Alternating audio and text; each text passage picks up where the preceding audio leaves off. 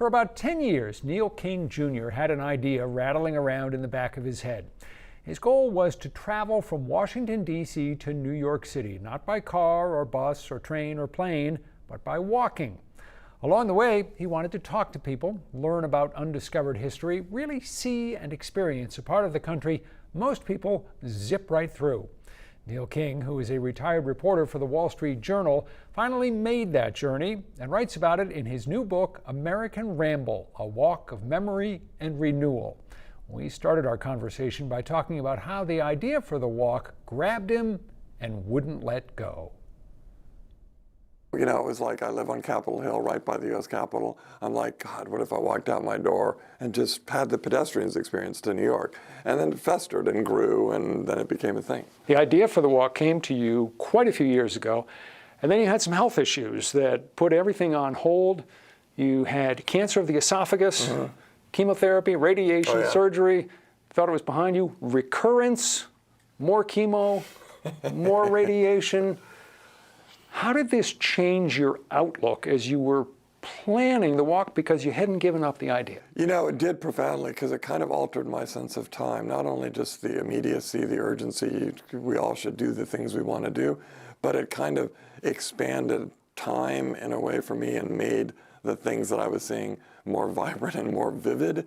And it was with that mindset that I walked out my door. You write early in the book, there's nothing heroic about walking to New York. It is a humdrum feat by any measure, unworthy of mention on the morning news. It is no trail through Appalachia to the peaks of Maine.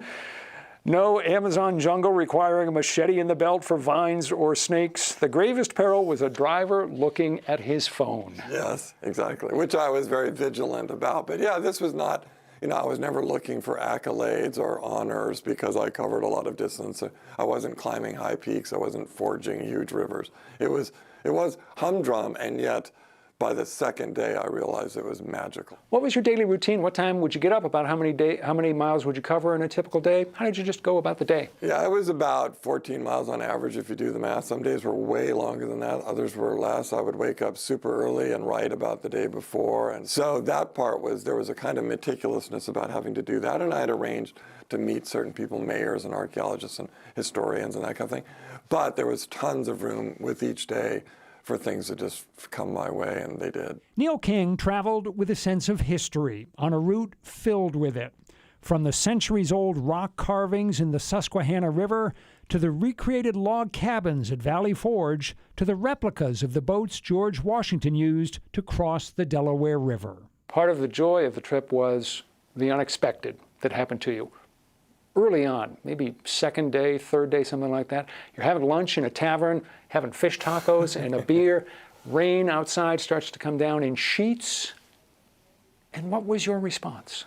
I just felt profoundly joyous. And I think some of it was I had whittled my life down to a very simple thing, a few things in a backpack, an effort to go walk this bit of country through this one spring.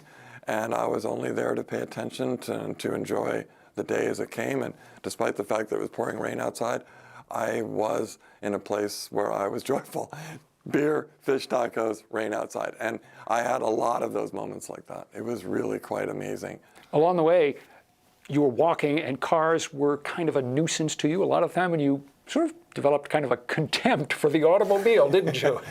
You know, we are car people, but it only took a few days for me to start to sympathize or identify with the deer, the rabbit, the whatever, looking at the cars along the road.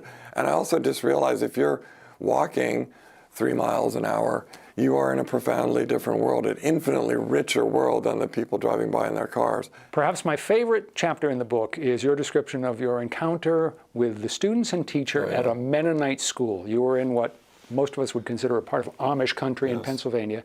Came upon this Mennonite school, kids are outside playing softball. You chatted with them for a bit, and then they invited you inside, and they sang for you hymns of death and the afterlife from these pretty young kids. Beyond the sunset's glorious glow, there is a land somewhere I know.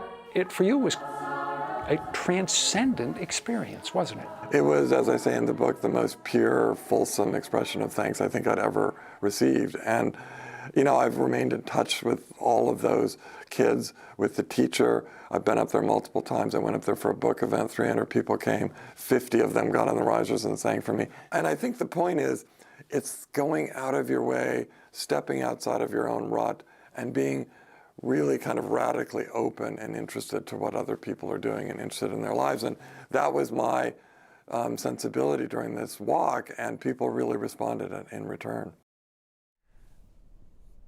Neil King says he gets a lot of notes from people who've read the book who say it has motivated them to think seriously about doing some kind of long walk or hike or bike ride they've always wanted to try. He says his advice to those folks is simple: do it. Again, the name of Neil King's book is American Ramble. We have more about it in the 207 section of our new Cinemain app or website.